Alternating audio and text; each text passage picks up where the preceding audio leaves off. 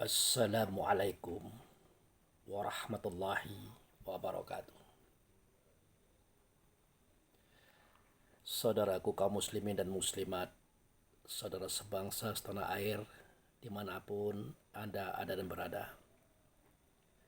Berjumpa kembali dengan saya Abu Fikri dalam rangka kebaikan, kebenaran untuk mempermudah langkah kita menuju jalan selamat, yaitu Allah dan Rasulnya. Pada pagi hari ini saya hendak menyampaikan sesuatu yang amat penting tentang Rasulullah Sallallahu Alaihi Wasallam.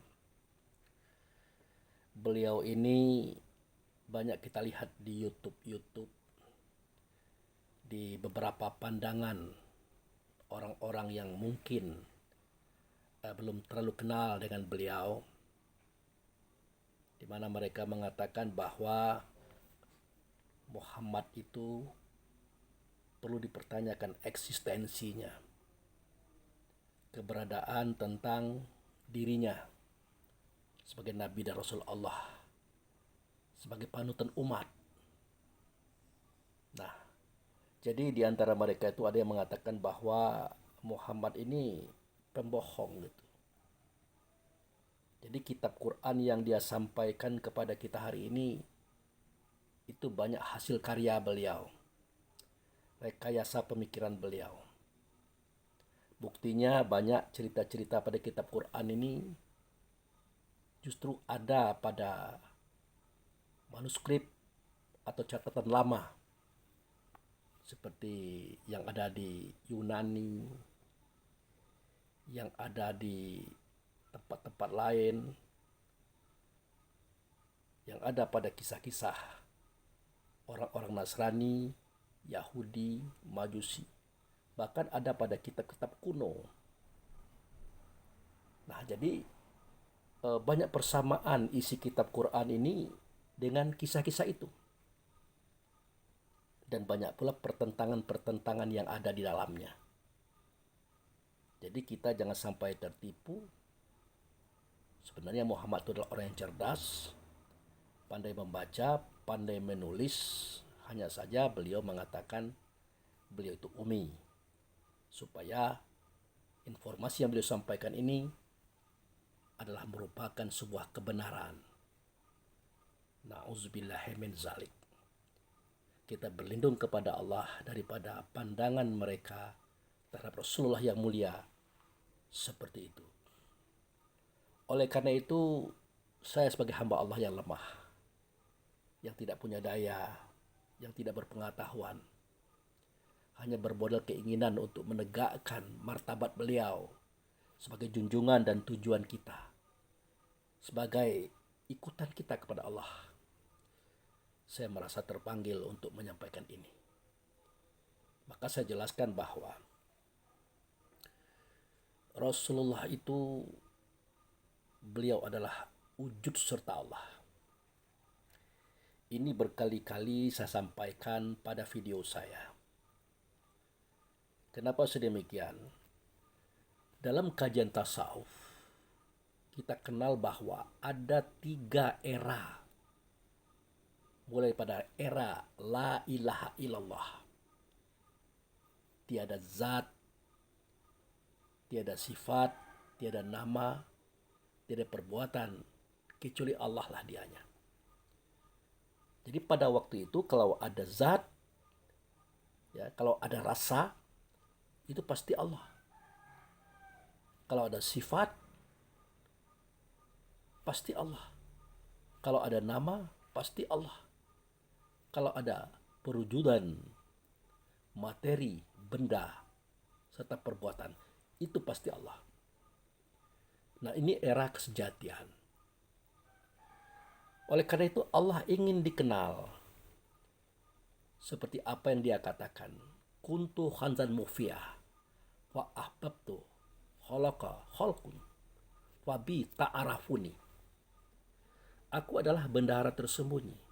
Aku ingin dikenal. Oleh karena itu, aku jadikanlah makhluk. Dengan aku, mereka mengenalku. Nah, oleh karena itulah Allah ini, zat yang maha agung ini, menzohirkan, membangkitkan sifatnya. Nah, itulah dia Muhammad. Nah, seketika Muhammad ini dibangkitkan, dihadirkan, dinyatakan, maka Allah tidak nyata, melainkan nyata pada beliau. Nah, inilah era yang kedua, yaitu era La ilaha illallah Muhammadur Rasulullah. Tidak ada zat, tidak ada sifat, tidak ada nama, tidak ada perbuatan, kecuali Allah lah dianya. Namun tidak Allah yang terdengar, tidak Allah yang terlihat, tidak Allah yang terasa, melainkan utusannya bernama ianya dengan nama Muhammad. Nah, menyatulah Allah dengan Muhammad, menyarulah Allah dengan Muhammad. Maka tidak terdengar suara Allah, kata Allah, perbuatan Allah, melainkan dia terdengar pada Muhammad. Begitu saudaraku. Nah, oleh karena itu dalam kehidupan sehari-hari, itulah makanya kenapa kita tidak pernah mencontoh Allah. Tidak mungkin. Karena Allah tidak berbentuk, tidak bersuara, tidak berkata, tidak sama dengan segala sesuatunya. Ya maka Rasul itulah yang kita contoh. Rasul. Sebenarnya bukan juga Rasul yang kita contoh, tapi yang ada di dalam Rasul itu sifat beliau. Akar tempat tumbuhnya suara, kata, dan perbuatan beliau. Itu sifat sidik, amanah, tabligh, fatanah. Sifat benar, dapat dipercaya, dia menyampaikan kebaikan, dan dia cerdik lagi bijaksana. Itu yang kita contoh. Makanya dijelaskan oleh Allah melalui beliau dalam kalimat laqad kana lakum fi Rasulillah uswatun hasanah. Sungguh pada diri Rasul, ya, atau sungguh di dalam Rasul ada contoh untuk kita. Itulah sifat beliau. Kemudian beliau ikutan kita. Kita ingin kepada Allah pasti. Inna lillahi wa inna ilaihi raji'un. Sesungguhnya kami datang daripada Allah, akan kembali kepada Allah. Bagaimana kita tahu dari Allah? Bagaimana kita tahu kepada Allah? Tidak tahu. Kecuali hanya beliau. Karena beliau wujud serta Allah tadi.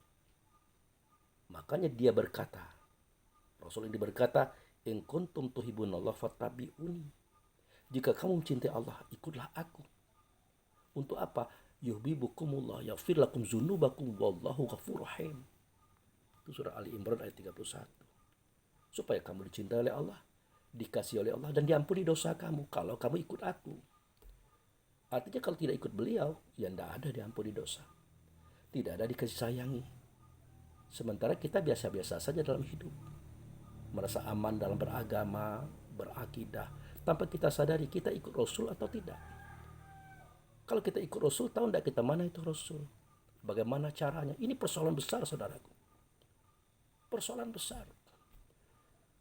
Nah, oleh karena kita tidak membahas masalah itu, kita masuk kepada era yang ketiga. Nah, daripada Muhammad inilah dijadikan oleh Allah segala sesuatunya. Dimulai dari 4 pasal. Pertama kali, bumi yang diberkati. Ini yang dijadikan oleh Allah daripada Muhammad. Yang kedua, aras di bumi. Sorga neraka. Mukmin. Apa itu bumi yang diberkati? Itulah negeri Bakkah. Ini negeri di luar seantero alam. Tidak ada hubungannya dengan langit dan bumi hari ini, saudaraku. Kemudian aras di bumi. Itulah Baitullah yang kita ceritakan. Tentu di bumi sana, bukan di sini. Kemudian sorga dan neraka. Sebenarnya bukan sorga dan neraka. Sorga neraka itu saja. Sorga itu adalah rasa keindahan, rasa kebahagiaan. Neraka adalah rasa derita, rasa siksaan. Yang keempat adalah mukmin. Mukmin itu adalah Nur Muhammad. Sorga neraka adalah Nur Muhammad. Ya. Aras di bumi juga Nur Muhammad. Kemudian tanah yang diberkati atau bumi yang diberkati juga Nur Muhammad. Muhammad adalah nurnya Allah. Inilah asal muasal segala sesuatu. Jadi dia terdahulu. Makanya kita orang Islam, kita yang beriman tidak bisa tidak Kita harus percaya dengan ungkapan ini. Apalagi Allah sudah berkata, laulaka, laulaka, laulaka, ma khalaqtul asya. Kalau bukan karena engkau hai Muhammad, kalau bukan karena engkau hai Muhammad, tidak akan kujadikan segala sesuatu. Jadi Muhammadlah sebagai sebab terjadinya segala sesuatu. Muhammadlah asal terjadinya segala sesuatu. Itu, ini saya jelaskan supaya Anda paham bahwa dia adalah yang pertama dijadikan, terakhir dizohirkan. Jangan sampai kita menuduh beliau membohong. Ya. Untuk apa beliau berbohong kepada kita kaumnya ini? Umatnya tidak ada. Itu. Kemudian Allah berkata lagi melalui beliau, khalaqtal asya li ajlika wa khalaqtaka li ajli. Aku jadikan engkau, aku jadikan segala sesuatu daripada engkau. Aku jadikan engkau daripada aku. Ini Allah mengatakan ini kepada beliau. Beliau menyampaikan kepada kaum, termasuk kita hari ini. Itu. Aku jadikan segala sesuatu, hai Muhammad, daripada engkau. Aku jadikan engkau daripada aku. Berarti terdahulu beliau ini. Makanya beliau berkata dan kata menurun, ana minallah wal mu'minu minni. Aku daripada Allah, si mukmin itu daripada aku. Itu jelas kalimatnya ini. Mukmin itulah dia nur yang melihat Allah, tidak nyata Allah, mereka nyata Muhammad. Itu yang diukir dan dilukis pada surat Al-A'raf 172, saudaraku.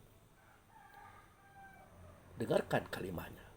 Wa iz akaza rabbuka min bani Adam min zuhurihim zuriyatan wa ashhadahum ala anfusahum alastu bi rabbikum qalu bala syahidna an taqulu yaumal qiyamah inna kunna an hadzal ghafilin. Ingatlah seketika aku mengeluarkan semua ruh anak Adam, semua keturunan anak Adam. Nah, kalau cerita keturunan anak Adam itu tubuh badan jasad. Tapi kalau ruh, bukan keturunan daripada jasad, tapi dia adalah turunan Muhammad, saudaraku. Kemudian aku angkat saksi atas diri mereka masing-masing. Diri mereka itu bukan tubuh, tapi ruh.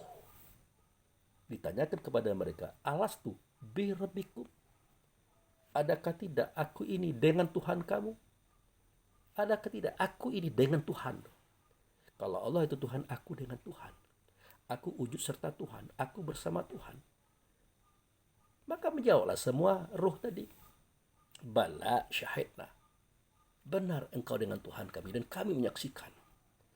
Nah, inilah pertama kali kita menyatakan asyhadu an la ilaha illallah wa asyhadu anna Muhammadar Rasulullah. Sambil kita bersujud saat itu. Aku bersaksi tidak ada zat, tidak ada sifat, tidak ada perbuatan, ya, kecuali Allah lah dianya. Tetapi aku lihat pada waktu itu, tidak Allah. Karena Allah tidak berbentuk, tidak berupa, tidak bersuara, tidak berkata, tidak sama dengan sesuatunya. Yang aku lihat itu adalah utusannya. Bernama dia dengan nama Muhammad. Nah, ini sejarah ini tidak bisa kita buang daripada ingatan kita, rasa kita dan kesadaran kita. Supaya kita paham bahwa Muhammad ini bukan sembarangan. Bukan seperti kita pikirkan selama ini. Apalagi kalau kita mengatakan Muhammad itu pembohong, merekayasa dan macam. Untuk apa? Dalam perjuangan beliau, dalam kehebatan dakwah beliau, yang penuh dengan derita, kesengsaraan, siksaan daripada kaumnya sendiri. Bahkan tidak dibunuh oleh kaumnya sendiri. Beliau sempat ditawarkan, Muhammad, jika engkau mau berhenti berdakwah, berhenti menyampaikan risalah Islam ini, kami tawarkan 3 hal. Kalau kamu ingin menjadi kalau kamu ingin menjadi raja Arab, kami jadikan kamu raja di Arab. Kalau kamu ingin kekayaan, kami berikan kekayaan harta di Arab. Kalau kami ingin perempuan, kami pilihkan wanita yang tercantik di Arab. Kau pilih. Kau berhenti atau kami berikan jabatan raja, kaya, dan punya istri yang cantik. Rasulullah tidak tergiur. Tidak tertarik dengan ungkapan ini, tawaran ini. Ya kalau beliau ingin jadi raja, ya dia berbohong, dia memanipulasi data, informasi ini. Berarti dia kan ingin kesohor, ingin terkenal, oke. Tapi dia tidak mau jadi raja. Kalau dia jadi raja, dia sudah menggenggam segala-galanya, saudaraku. mulai daripada kebijakan, ya, ketetapan, keputusan dia yang buat. Raja tidak mau beliau. Kalau beliau itu menipu, ya, memanipulasi data informasi, tentu dia pilih harta. Kalau memang untuk itu, dia pilih harta. Tapi dia tidak mau. Dituduh pula dia doyan perempuan, rakus perempuan. Ditawarkan perempuan, beliau tidak mau. Sampai kita katakan istrinya banyak karena dia doyan perempuan, kita tidak sadar, saudaraku. Beliau itu berdakwah menegakkan Islam itu sendirian. Tidak ada kawan, tidak ada teman. Bahkan istrinya Khadijah, sepupunya Ali yang tinggal satu rumah dengan dia, dia tidak tahu kalau apa itu misi Muhammad. Tidak tahu mereka itu. Makanya beliau setelah Khadijah wafat, beliau menikahi anak orang-orang hebat, saudaraku. Anak Umar bin Khattab. Siapa Umar bin Khattab? Al-Guju, ya, tukang pukul, orang hebat. Takut orang sama dia itu. Kemudian dia nikahi anak Abu Bakar. Bahkan dia nikahi anak Abu Sofyan. Itu apa? Demi mendukung dakwahnya beliau ini. Nah, begitu juga putri-putri beliau dinikahkan dengan Ali bin Abi Thalib. Siapa Abi Thalib? Memang sepupu beliau. Siapa dia? Dia adalah keturunan Bani Hashim yang pendekar, yang kuat, yang cerdas, yang pintar, yang jenius. Terkenal kehebatannya. Dia nikahkanlah putri beliau dengan Ali. Kemudian dia nikahkanlah putri beliau dengan orang terkaya di Arab, Utsman bin Affan. Sampai dua putri beliau menikah dengan Utsman bin Affan. Karena yang pertama meninggal, dinikahkan lagi. Dan banyak perempuan yang beliau nikahkan, saudaraku. Semua itu hanya untuk menegakkan dinul Islam, menegakkan dakwah Islam ini, biar kita ini selamat semuanya, saudaraku. Beliau butuh dana, butuh kekuatan, butuh backup. Ini syariat memang, tapi ini kisah nyata. Coba lihat bagaimana beliau menikahi seorang perempuan kaya yang usianya 40 tahun. Bukan karena beliau rakus harta, tidak. Tapi beliau butuh uang untuk dakwah ini. Dan semuanya begitu. Itu. Sampai beliau dinikahkan dengan Maria, putri Mesir. Itu agamanya Nasrani, beliau terima. Kenapa? Karena dakwah Islam. Menikah dengan putri Yahudi Sofia, beliau terima. Untuk apa? Demi dakwah Islam. Untuk merajut hubungan antara diri beliau dengan orang lain. Untuk mempermudah petunjuk agama ini agar sampai kepada kita. Jangan sampai kita menuduh seperti itu. Menjelekkan beliau seperti itu. Tidak baik. Ini yang saya katakan tadi. Bahwa beliau ditawarkan jadi raja Arab. Paling kaya di Arab. Wanita Arab. Tidak mau beliau. Tetap beliau ingin berdakwah. Karena tujuan hidup beliau saat itu menyampaikan risalah Allah, menyampaikan risalah Rasul kepada semua orang seluruh dunia. Makanya dari sinilah saya dapat konsep bahwa kajian kita ini sebenarnya adalah kajian Allah dan Rasul. Kiat Allah dan Rasul. Makanya saya katakan tingkat pertama kaji kita adalah kaji ke dalam. Itu sudah benar. Sebagai pondasi. Walaupun kita banyak gugur di sini loh. Di sini kebencian, ya, iri dengki masih ada di kita. Kita gugur di sini. Di tingkat kedua, kita bercerita tentang sosial di masyarakat. Kita juga banyak gugur di sini. Di tingkat ketiga, kita masuk ke tingkat ekonomi. Di tingkat keempat, pendidikan dan kebudayaan. Di tingkat kelima, politik. Di tingkat keenam, kekuasaan. Di tingkat ketujuh, berkibarlah bendera Islam di seluruh dunia. Itu. Jadi konsep ini saya dapatkan dari konsepnya beliau, Rasulullah tadi, yang dibawa oleh orang tua kita. Tapi orang tua kita tidak mengatakan seperti itu. Kenapa? Kaji kita ini tidak keluar. Benar. Kenapa? Karena kalau dibawa keluar jadi fitnah. Tapi itu baru koma. Jika kamu punya kapasitas, jika kamu nyampe keluar, kaji itu sampaikan keluar. Karena di kita ini tidak ada biro mubalik, tidak ada. Yang ada biro dakwah. Dakwah itu artinya mengajak. Kalau mengajak itu harus keluar, ajak orang ke dalam, baru diberikan tabligh. Itu sebenarnya kaji Allah dan Rasul inilah yang dibawa oleh orang tua kita. Dan kajian orang tua kita ini adalah kajian Allah dan Rasul yang ada dalam sejarah, saudara. Berkibarlah bendera itu semestinya. Itu. Nah, kembali kepada tudingan-tudingan tadi. Kenapa kok sama ya cerita yang ada pada Taurat, pada Zabur, pada Injil, ada dia di Quran. Bahkan deskripsi kuno, catatan kuno yang ada di Yunani sama dengan Quran. Lah wajar saja bahwa Muhammad itu awal dijadikan, terakhir dizohirkan. Dia menyempurnakan semua itu. Menyempurnakan, bukan dia membaca kitab. Kemudian bacaannya itu lalu dia sadurkan dalam bentuk wahyu seperti yang kita pahami. Seperti tudingan yang kita katakan kepada beliau. Tidak begitu. Itu saudaraku.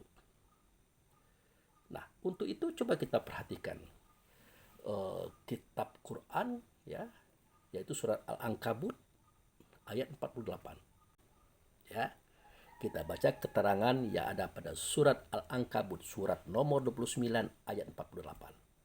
Oke, nah. Wa ma kunta tatlu min qablihi min kitab. Sudah? Wala tahutuhu biyaminika. Sudah? Izallar taba mubtilun. Jadi kalau di Indonesia kan, engkau tidak pernah membaca sesuatu pun tentang kitab sebelum adanya Quran. Belum pernah. Dan engkau tidak pernah menulis suatu kitab pun dengan tangan kananmu. Tidak pernah. Nah, sekiranya engkau pernah membaca dan menulis, niscaya ragulah orang-orang yang mengingkari keberadaanmu sebagai Nabi dan Rasulullah. Keberadaan agama Islam, ragu mereka. Nah, lagi tidak pernah membaca, tidak pernah menulis saja kita bisa mengatakan bahwa dia pembohong, dia memanipulasi data dan cerita, dia ambil dari kisah-kisah terdahulu, dia tuangkan dalam bentuk wahyu. Ini bagaimana cara kita berpikir, saudaraku? Padahal berapa banyak teknologi dan sains telah membuktikan kebenaran kitab Quran yang mengatakan ada sungai di dalam laut. Terbukti ada api di dalam laut. Terbukti ada dua laut yang berbeda rasa. Terbukti. Apalagi? Bulan terbelah. Terbukti. Apalagi? Lapisan-lapisan atmosfer di angkasa yang beliau sampaikan melalui kitab Quran. Terbukti. Segala sesuatu yang ada dalam diri kita. Terbukti. Ahli yang beragama non-Islam percaya, tapi ahli ya, para teknokrat ya. Bahkan yang tidak beragama dengan agama Islam pun masuk Islam karena mereka membuktikan semua catatan Quran adalah benar. Lalu bagaimana mungkin Muhammad, orang yang hidup di padang pasir, tahu tentang laut, tentang gunung, tentang atmosfer, tentang teknologi? Bagaimana mungkin? Ya kalau bukan dia adalah Rasulullah. Kalau bukan dia itu wujud serta Allah. Dia mengerti itu. Nah makanya kadang-kadang sentimen keagamaan, sentimen daripada perkembangan sejarah, kita sampai rela dan tega mengatakan beliau itu menipu. Ya, memanipulasi data dan informasi. Ya sebagai orang yang menyempurnakan segala sesuatu tentang ajaran-ajaran terdahulu, jelaslah di Quran itu ada. Namanya menyempurnakan, pasti ada. Rangkuman. Ya, rangkuman pasti ada. Nah, itu saudaraku. Nah, kemudian Muhammad itu kok dia tahu ya cerita Adam, Idris, Nuh, Hud, Lut, Saleh, Ibrahim, Ismail, Ishak, Yakub, Yusuf, Ayub, Shuaib, Musa, Harun, sampai ke Nabi Isa. Dia tahu ya Kok tahu? Bahkan kejadian sebelum alam semesta dijadikan, dia tahu. Bahkan sesuatu yang akan terjadi di alam besok, di akhirat, dia tahu. Nah, dari mana dia tahu ini? Oh, kata orang Islam, dia itu kan dibisikkan Jibril. Ada wahyu dari Allah datang kepada beliau, dibisikkan Jibril. Setelah dibisikkan Jibril, disampaikan oleh Jibril, beliau sampaikan. Diterima oleh kaum dan umat, ditulis pada pelepah kurma, batu-batu, kayu-kayu, kulit-kulit hewan, macam-macam itu. Maka jadilah dia kitab seperti sekarang. Itu saja konyol pemahaman kita, saudaraku. Tahu konyol? Konyol itu artinya tidak jelas. Ya bagaimana mungkin Muhammad itu bisa bersuara, bisa berkata karena bisikan, karena informasi, karena data yang dibawa oleh orang lain, bukan yang beliau lihat, bukan beliau dengar, bukan beliau hadapi. Bagaimana mungkin ini bisa terjadi? Jadi kadang-kadang kita orang Islam juga yang menjatuhkan beliau. Kita katakan dia menyampaikan segala sesuatu yang ada pada kitab Quran itu efek dari adanya bisikan Jibril. Kita tidak sadar sebelum kita menerima Islam ini, zaman dulu itu sudah ada orang-orang tertentu, kelompok tertentu yang memang ingin mengelabui kita umat akhir zaman dengan kisah-kisah dan cerita-ceritanya. Makanya saya katakan membaca hadis itu hati-hati. Kalau Quran jelas, otentik dia, walaupun ada kurang ada lebih. Ya, maaf. Nah, kita tidak menjelaskan ini ya. Ada kurang ada lebih maksudnya itu ayat dan keterangannya itu. Karena kalau Imam Ali punya catatan tebal, karena beliau dekat dengan Rasulullah. Dan banyak lagi imam-imam yang lain, khalifah-khalifah lain yang juga sekretaris Nabi. Tetapi kenapa Mus'haf Utsman yang diangkat menjadi pedoman? Karena pada waktu itu Utsman lah khalifah. Jadi semua literatur sahabat, walaupun mungkin ada kelebihan daripada literatur Utsman, ya tidak dipakai. Yang penting ini saja. Ini saja kalau sudah diamalkan ini sudah hebat. Itu. Makanya kita temukan dalam konsep Ali bin Abi Thalib. Ya, ada kalimat ibda bin nafsikum. Nah, itu ada pada surat Quran yang tidak tertulis pada kitab Quran. Ada. Nah, itu. Bahkan ada beberapa catatan-catatan yang daripada wahyu tadi itu yang hilang ada. Bahkan seketika ditulis di kulit-kulit kayu yang masih basah dimakan kambing ada. Makanya waktu itu heboh seketika membukukan catatan wahyu itu heboh. Maka diambil kesimpulan pegang yang punya Utsman. Karena Utsman penguasa, Utsman khalifah, maka kita sepakat kita pakailah Mus'haf Utsman. Itu yang saya katakan ada kurang ada lebih tadi. Tapi Mus'haf Utsman ini tidak ada yang kurang untuk suatu kepahaman. Jadilah itu bagi kita. Bahkan surat Al-Alaq 1-5 itu Utsman tidak dapat. Dia dapat dari Ali loh. Sewaktu itu turun ya, wahyu itu sampai kepada Nabi menyampaikan kepada Khadijah dan Ali, Utsman belum masuk Islam. Nah, itu Utsman dapat daripada Ali. Ini salah satu contoh. Oke, kita masuk pada bahasan kita. Makanya hadis itu harus hati-hati kita. Di hadis inilah banyak orang memasukkan pandangan-pandangan keliru yang sengaja dimasukkan supaya nanti di akhir zaman kita ricuh. Kita kehilangan pedoman. Itu, kita kehilangan pedoman. Di hadis inilah banyak kita dengarkan cerita Jibril. Di hadis inilah Muhammad membawa Jibril membawa wahyu dari Allah, dibisikkan kepada Muhammad, disampaikan. Di hadis itu banyak. Kalau di kitab Quran tidak banyak masalah Jibril ini. Tidak banyak. Tidak banyak. Dan tidak begitu juga ceritanya. Tidak usah jauh-jauh kita cerita ya.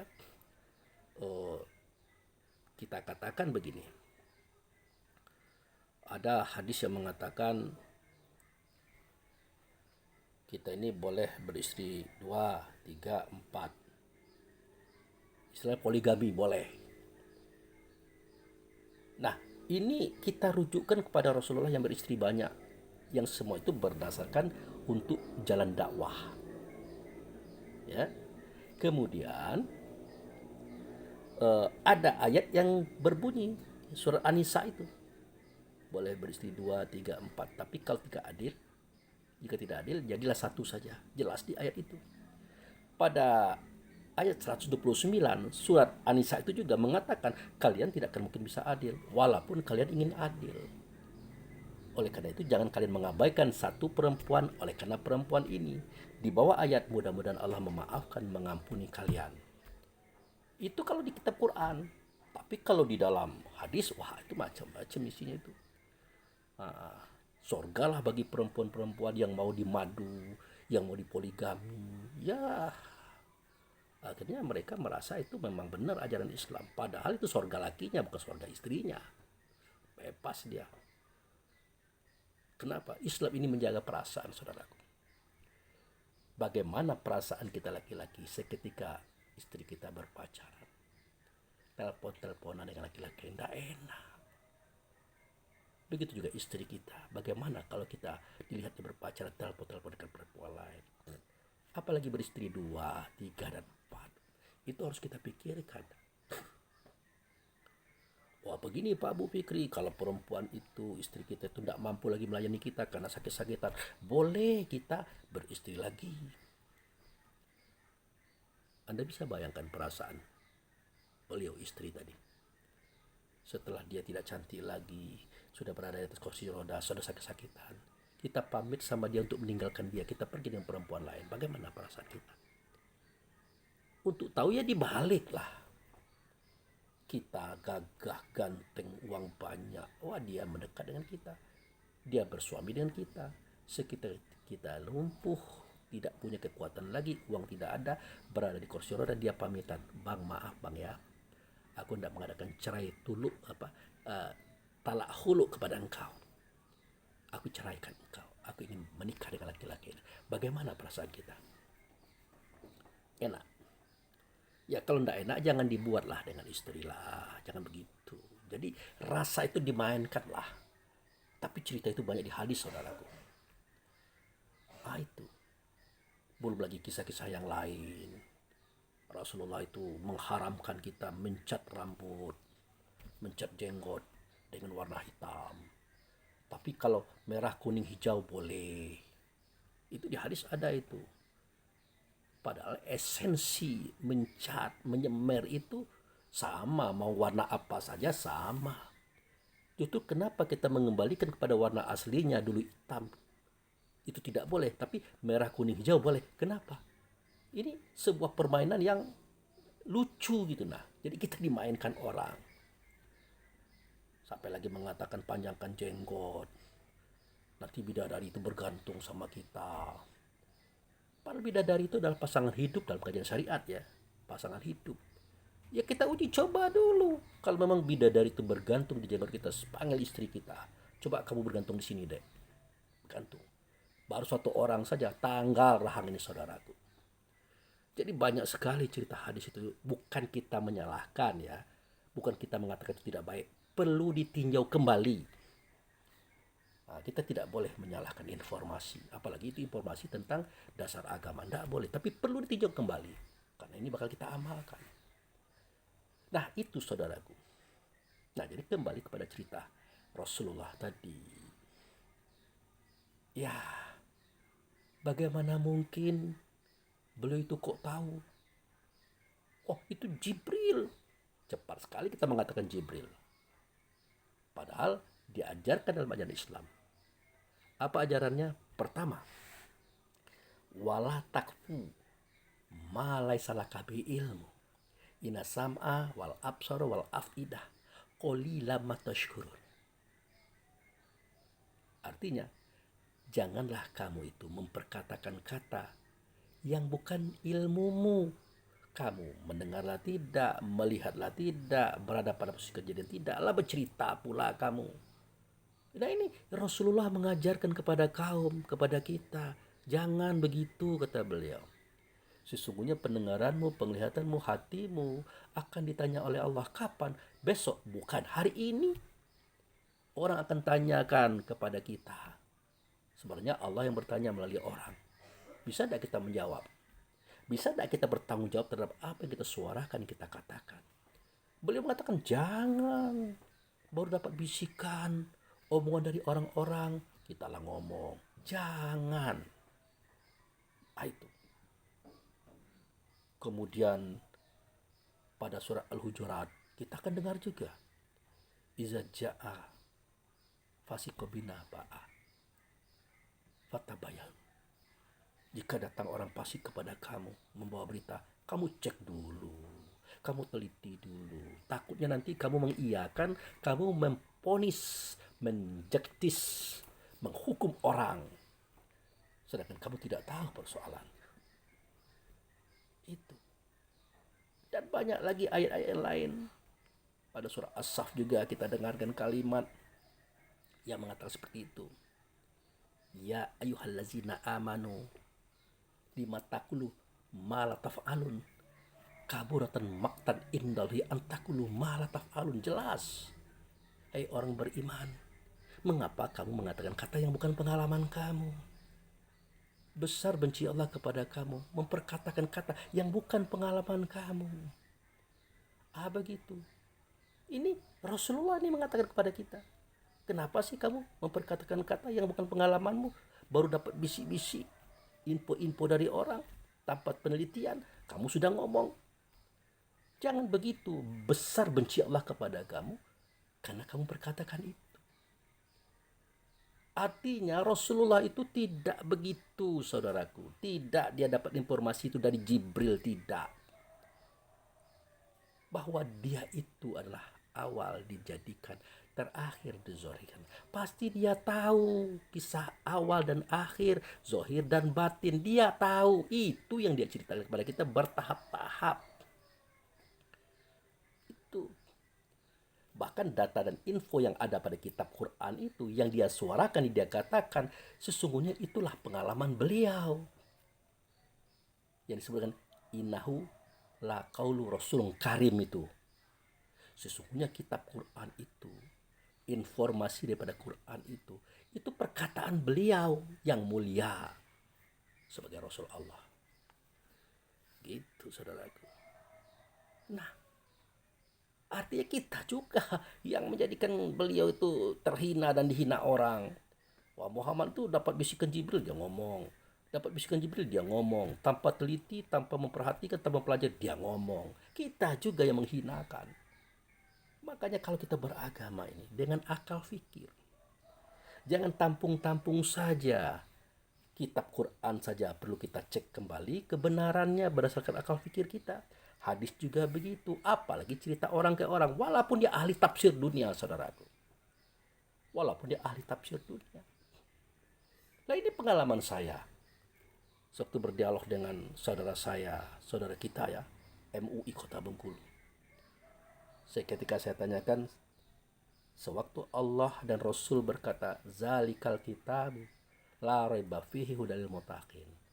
Pertanyaan saya, kitab di sini kitab yang mana, saudaraku? Dia bilang, lah kitab Quran lah. Quran yang mana? Kitab yang hari ini yang kita pegang. Semua mufasir dunia mengatakan itu. Bayangkan. Padahal kita tahu persis. Di zaman Nabi belum ada kitab buku ini. Bahkan semua catatan wahyu masih di tulang-tulang, ya, pelepah kurma, batu-batu, kayu-kayu. Belum ada juz, belum ada nama surat, belum ada ayat, apalagi buku. Begitu. Makanya bukan saya mengatakan para mufasir dunia itu rendah, tidak. Tapi perlu kita cek kembali, tinjau kembalilah perkataan-perkataan itu. Apalagi seketika dia membahas satu persoalan itu, 10 macam pemahaman daripada mereka para ahli tafsir. Padahal satu persoalan ini satu terjemahan, satu pahamnya, tidak sampai 10, tapi terjadi 10. Karena yang membahas 10 orang. Kalau 20, 100, ya 100 pula macamnya. Ini saudaraku. Itu. Jadi jangan sampai kita dalam sebuah analogi, sesungguhnya air kopi itu rasanya enak, nyaman, warnanya hijau. Loh, kenapa hijau? Guru saya bilang hijau. Warnanya kuning. Kenapa kuning? Guru saya mengatakan kuning. Warnanya merah. Kenapa merah? Guru saya mengatakan merah. Buku tafsir saya yang saya baca warnanya merah. Ada yang mengatakan warnanya hitam dan semacamnya. Kenapa air kopi yang kita pahami selama ini adalah hitam, rasanya manis-manis pahit, diartikan dengan banyak warna? Kenapa? Karena banyak yang menafsirkan, ya tafsir sesuatu yang belum jelas dan belum tepat. Ujung-ujungnya Allahu a'lam bisawab. Hanya Allah yang tahu betul. Tapi kita wajib tahu karena ini mau disuarakan, mau dikatakan, mau diamalkan gitu, saudaraku. Nah, kembali kita kepada cerita Muhammad tadi. Jadi itu tadi. Jadi kita juga lah kadang-kadang yang menjatuhkan martabat beliau. Ya, kita berceramah juga tentang beliau, tidak menceritakan esensi, cerita sejarah secara umum. Maka kembali saya katakan, sudahlah saudara-saudaraku dari agama yang berbeda dengan kami, janganlah mengatakan Rasulullah itu pendongeng, penipu, ya. Tidaklah dia menipu, tidaklah mendongeng. Inilah yang kami pahami. Anda cek pada kitab Injil, kitab Taurat, kitab Zabur yang murni. Anda cek. Bahkan tak satu pun dari Adam sampai Isa yang tidak bertemu dengan beliau. Tak satu pun. Bahkan di alam sono, beliaulah guru. Wujud serta Allah yang mengajarkan kepada 124.000 Nabi dan Rasul. 313 ditambah oleh Anbiya. Itu beliau gurunya. Beliau yang menyampaikan pelajarannya. Makanya beliau dikatakan Syaidul Mursalin, syekhnya Rasul-Rasul, mursidnya Rasul-Rasul, guru besarnya Rasul-Rasul. Nah, ini kita kadang-kadang ya gimana ya. Jadi itu saudaraku. Jadi mohon kepada kaum muslimin dan muslimat, mohon tingkatkan kapasitas dan kualitas kajian kita. Mari kita dalami kitab Quran dan hadis itu. Jangan asal sampai saja. Angkatlah Allah dan Rasul.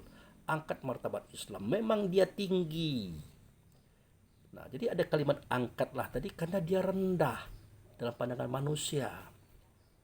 Sampai-sampai ya dikatakan Muhammad itu pembohong, penipu, memanipulasi data dan informasi orang terdahulu.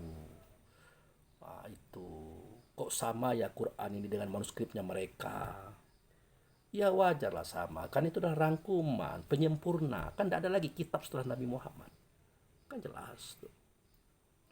Dikatakan pula Muhammad itu konyol, pandai mengajar saja. Katanya jangan menyampaikan kata dan cerita kalau itu hanya dari bisikan-bisikan. Kalau belum ketahuan data faktanya, dia tahu-tahu dapat dari Jibril ngomong, akhirnya jatuh lagi beliau. Nah, ini makanya saya sampaikan pada video ini supaya jangan sampai beliau itu dijatuhkan orang, kita yang mengangkatnya, saudaraku. Begitu. Ya jelas ya salah ya, giroh ya, kecemburuan ya. Nggak enak lah kita Nabi Muhammad dibilang penipu, pembohong, manipulasi. Ada lagi yang mengatakan, wah kita mau ngikut Muhammad, sesatlah kita. Loh kenapa? Coba lihat kalau dia sholat, apa dia baca? Ihdinas siratal mustaqim. Gitu kan. Berarti dia sendiri minta petunjuk kepada Allah. Dia sendiri mengatakan itu. Mau ngikut dia, enggak mau saya, makanya saya keluar dari Islam, kata beliau itu. Tak usah saya sebut namanya, Anda pasti tahu. Ya, seorang tokoh muslim sudah bagus, master agama, keluar dari Islam karena memahami Muhammad itu seperti itu. Muhammad saja minta petunjuk kepada Allah, kita mau ikut dia, sesat dong kita. Gitu. Padahal Muhammad itu maha guru. Nabi dan Rasul saja dia gurunya. Di mana? Di alam sono. Nanti saya ceritakan khusus tentang bab itu. Ya, Syaidul Mursalin itulah jabatan yang Allah berikan kepada beliau untuk kita pahami semuanya. Dialah guru daripada Nabi dan Rasul. 124.313 para aulia dan anbiya, Rasul, beliaulah gurunya. Beliau yang mengajarnya, tidak Allah. Allah tidak sampai kita kepadanya. Hanya beliaulah wujud serta Allah yang menyampaikan semua itu kepada semua Nabi dan Rasul dan para wali termasuk kita. Itu. Kita katakan pula begitu. Padahal dia itu huwallazi arsala rasulahu bil huda wa dinil haq. Dia itu Allah mengutus Rasul membawa petunjuk, membawa agama untuk dimenangkan agama ini daripada agama-agama yang lain. Dimenangkan tuh maksudnya tuh untuk memperbaiki pemahaman agama lain. Itu maksudnya saudaraku. Nah, itu karena dia membawa petunjuk ya. Ia tidak mungkin dia dapat petunjuk. Karena dia membawa agama, tidak mungkin dia beragama, tapi dia guru. Makanya dia mengajarkan, mencontohkan. Nah, seketika dia mencontohkan, dia mengajarkan kita, katakan dia saja minta petunjuk. Bagaimana kita bisa ikut dengan dia? Ini kita tidak main. Kenapa? Karena kita sombong, angkuh, merasa besar, merasa lebih tahu. Ini bahaya sombong, saudaraku. Tawaduk sajalah, rendah-rendah sajalah, tidak usah meninggi-meninggi. Akhirnya apa? Kita keluar dari barisan Islam, kita menjadi penghujat Islam. Sampai sekarang apa yang kita dapat selain daripada kebencian? Bergabung juga kita dengan orang lain di luar Islam, apa yang kita dapat? Tidak ada. Mereka sudah menyepelekan kita, tidak menghargai kita. Kenapa? Karena kita tidak menghargai Allah dan Rasulnya serta agama kita sendiri. Tapi apa boleh buat, itu takdirnya beliau tadi. Saya tidak mau mengatakan namanya, pasti Anda tahu siapa orangnya. Itu sudah itu dikatakan pula, Islam itu ditebarkan dengan pedang. Perangilah mereka itu sampai mereka itu mengucapkan la ilaha illallah Muhammad Rasulullah. Ingat, misinya Muhammad Rasulullah itu memang mengajak orang kepada Allah dan Rasul, mengembalikan kepada selamat, tapi bukan dengan perang, dengan damai, ya, dengan murah hati, dengan lemah lembut, bil hikmah wal mauizah. Kan ada pelajarannya seperti itu. Tapi itu bagaimana tuh kisah perang-perang itu? Anda tidak tahu. Makanya belajar agama itu jangan tanggung, saudaraku. Coba lihat seketika beliau menyampaikan risalah Islam yang pertama kali. Seketika dia mengatakan, wahai wahai saudara-saudaraku kaum Quraisy, keturunan Bani Hashim, Bani Adi, Bani macam-macam itu. Seandainya aku katakan di balik bukit ini ada pasukan hendak menyerang kita, apakah kamu percaya? Percaya. Kenapa? Karena kamu belum pernah berbohong. Karena kamu Al-Amin, orang yang dapat dipercaya. Kamilah yang memberikan gelar itu kepada kamu. Bayangkan. Pada saat itu percaya. Tapi hitungan detik, hitungan menit, saudaraku, seketika beliau mengatakan, percaya tidak kamu kalau aku adalah utusan Allah kepada kamu? Terbayanglah mereka kisah nabi-nabi terdahulu. Pasti dia akan membatalkan banyak hal yang kita lakukan hari ini. Langsung marah mereka. Terbayang oleh mereka, perusahaan mereka akan terganggu, harapan mereka akan bubar, keinginan mereka akan kacau. Kenapa? Nabi-nabi terdahulu kalau dia jadi nabi, jadi rasul, biasanya begitu. Dia mengajak kepada kebaikan, mencegah kepada kemungkaran. Sedangkan proyek kawan ini banyaklah mungkar. Langsunglah mereka mengatakan tidak percaya. Bahkan orang yang pertama kali membantah Rasulullah itu adalah orang yang paling sayang kepada beliau, sangat cinta kepada beliau. Bahkan waktu kecil beliau itu ditenteng kemana pergi dengan kebanggaan oleh beliau. Sampai remajanya, bahkan seketika menikah dengan Siti Khadijah, beliau itu bahagia, membangga-banggakan keponakannya. Tapi seketika Muhammad mengatakan, ini Rasulullah ilaikum, dialah yang paling ribut, paling keras. Siapa dia? Yaitu Abu Lahab. Abu Lahab, saudaraku, celaka engkau hai Muhammad. Nah, dia pula yang duluan ngomong itu. Orang lain tidak berani. Karena paman-paman Nabi ini orang-orang hebat. Hamzah, Abu Lahab, Abbas. Ya, semuanya itu hebat. Jago-jago semua. Nah, itu. Siapa itu Hamzah? Hamzah orangnya pendiam, tapi kesatria, dia jangan macam-macam. Dalam perang orang Mekah dengan orang lain dia pahlawan. Siapa itu Abbas? Orang kaya. Siapa itu Abu Lahab? Orang kaya, orang hebat, orang beringas dengan macam-macam. Namanya Abu Lahab, main tampar saja dia, main terajang saja, dan tidak berani orang. Tapi seketika justru Abu Lahab yang pertama kali mengungkapkan celaka engkau hai Muhammad, sudah akhirnya semua orang berani kepada Muhammad. paman-pamannya juga tidak suka kepada Muhammad. Mari kita serang Muhammad. Itu ceritanya saudaraku. Anda lihat kisahnya bagaimana Rasulullah itu dilempar dengan tai kambing, tai onta, diseret, dilempar sama batu sampai berdarah-darah kepalanya. Seketika beliau sedang lemah, tidak punya pasukan, beliau menyerah, beliau mengalah. Nah, setelah beliau hijrah ke Madinah, beliau menegakkan kembali paham dan agama ini. Akhirnya terusiklah orang banyak, terutama keluarga beliau sendiri yang ada di Mekah. Itulah terjadinya perang Badar, perang Uhud, ya, perang apa lagi?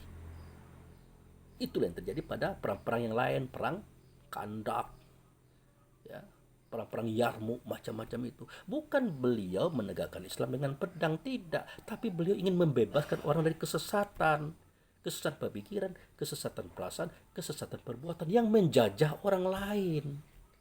Itu sebenarnya saudaraku. Coba perhatikan kalimat seketika beliau menasihati Abdullah bin Zaid, panglima beliau yang paling muda di akhir kehidupan beliau. Perhatikan kalimat beliau. Wahai Abdullah, engkau akan menjadi panglima perang dalam perjalanan ini, ekspedisi ini.